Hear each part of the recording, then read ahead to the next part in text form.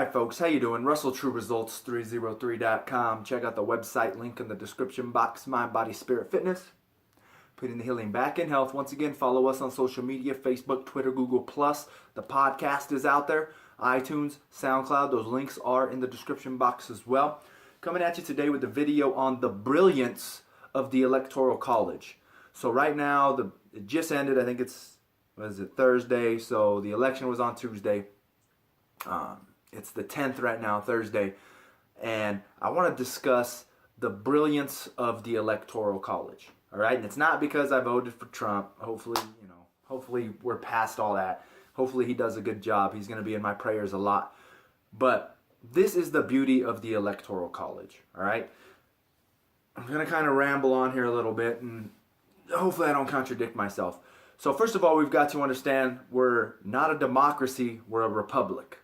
Okay, everybody always says that. I was watching the news this morning and they were talking about the riots that are going on in these big blue states. And one of the guys was like, we won the popular vote, the Electoral College should be gone, blah, blah, blah. So in my opinion, first thing is, evidently these voters do not understand our voting as it is, because they thought the popular vote was going to get them.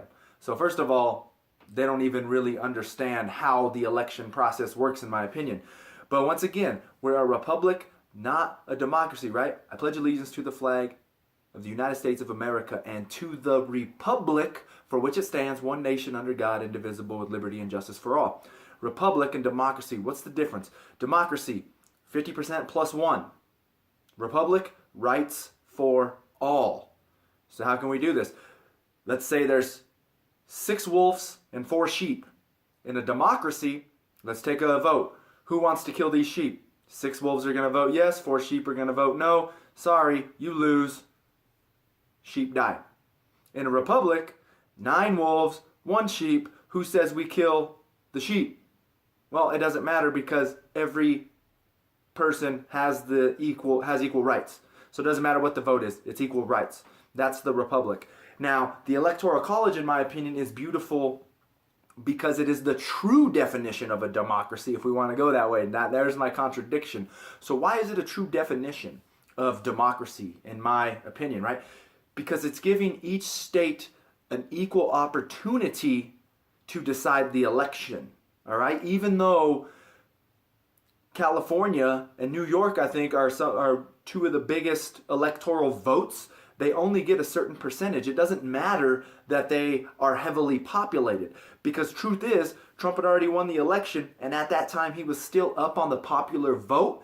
He ended up losing, but that's only because Democrats, I hate to say it, guys, you say you're the party of the party of all, of immigrants, of the minorities. But unfortunately, you only populate certain states. You're not throughout the United States. So in my opinion, you're more of a party of division because you try to keep to yourself.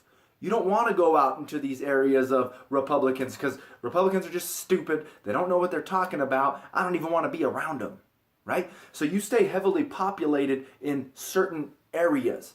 And then you get upset that you win the popular vote, but you lose the electoral.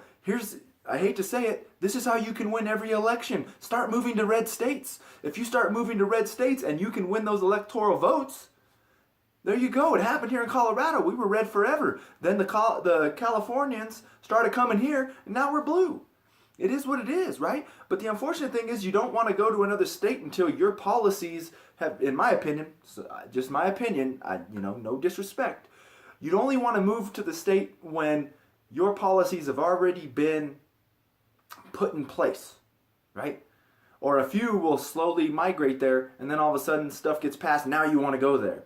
Because for some odd reason you think just because a state is not pro-gay marriage, pro-this, pro-that, all of a sudden they're anti-gay marriage, anti-this, anti-that. No, it's just a state that doesn't want to approve gay marriage. There's nothing wrong with it.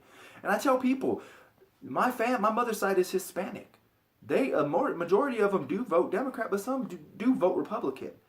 Some people say, oh yeah, you're just a dumb white guy. No, I've got Hispanic in my family.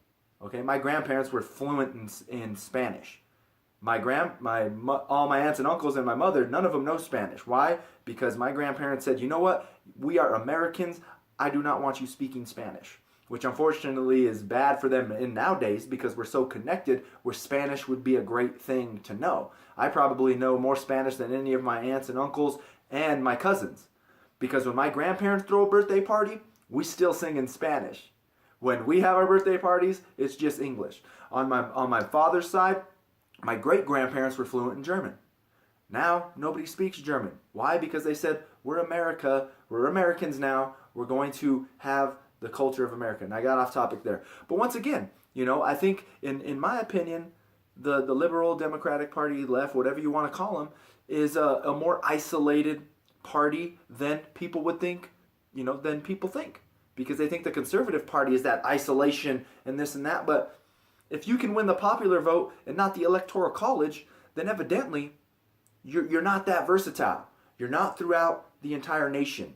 And I think that's why the Electoral College is true integration, because you have to move into these other states and you have to spread out of your comfort zone, out of your state, and converse with opposite thinkers and be a part of it and have those difficult discussions, which can be difficult, but hey, once we have those discussions, we grow, we become better individuals, we have a better perspective of how others think, what their points of view are. So I think for that reason, the Electoral College is brilliant, because it forces you out of your own state, out of your own comfort zone, and it brings all of America into play instead of just, who can become the biggest sheep?